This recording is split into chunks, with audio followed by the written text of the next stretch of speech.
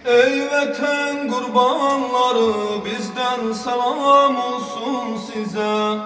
Səncərin aslanları, bizdən salam olsun sizə. Səncərin aslanları, bizdən salam olsun sizə. Siz həmən azadəsiz, meydana getdiniz, gəlmədiniz. Düşmənlərin zənginə, mərdanə getdiniz, gəlmədiniz. Bu vətən eşqi ilə siz meydana getdiniz, gəlmədiniz. Dərdlərin dərmanları, bizdən salam olsun sizə. Dərdlərin dərmanları, bizdən salam olsun sizə. Merhaba eynizden hürriyet libasin soymadız.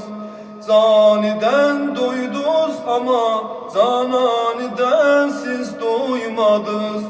İmtihan merdane verdi, senceri boş koymadız.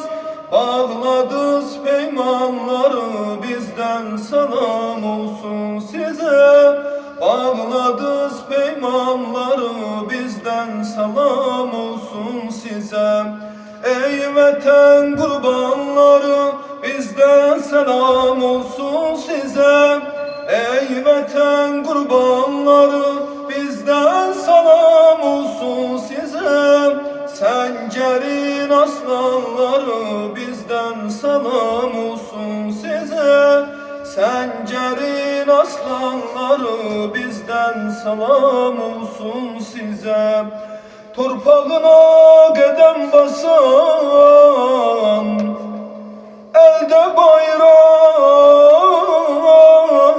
dildə azan. Al qanıyla tarix yazan, şəhidlərə salam olsun, igidlərə salam olsun. Bu torpağı vətən edən, al qanıyla kəmayətən, çiyinlərdə məğrur gedən, şəhidlərə salam olsun, igidlərə salam olsun.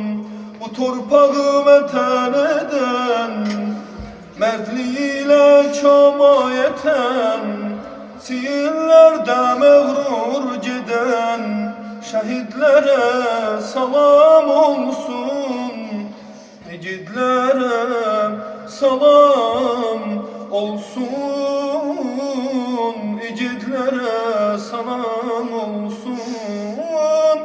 Şəhid balam, cavan balam, ay balam, qanına qəltan oldun yaman, vay balam. Qonaq oldun Kərbəla şahına, anam Zəhra deyər sənə lay lay balam. Anam Zəhra deyər sənə lay lay balam. Şəhid balam, başa qara bağlaram, çox ağ çəkib ürəyimi dağlaram. Otağında şəkillərinə baxıb, səhərəcən yana yana ağlaram, yana yana ağlaram. Ay solan gülüm budağına, ağlayın ey, ağlayın ey, ağlayın ey. Yanan gülüm budağına,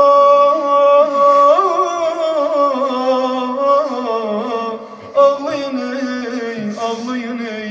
Yolunuz düşsə Qarabağ torpağına, gözəl şəhidlərimizin cavan canına, axan qanına, ağlayın ey, ağlayın ey, ağlayın ey.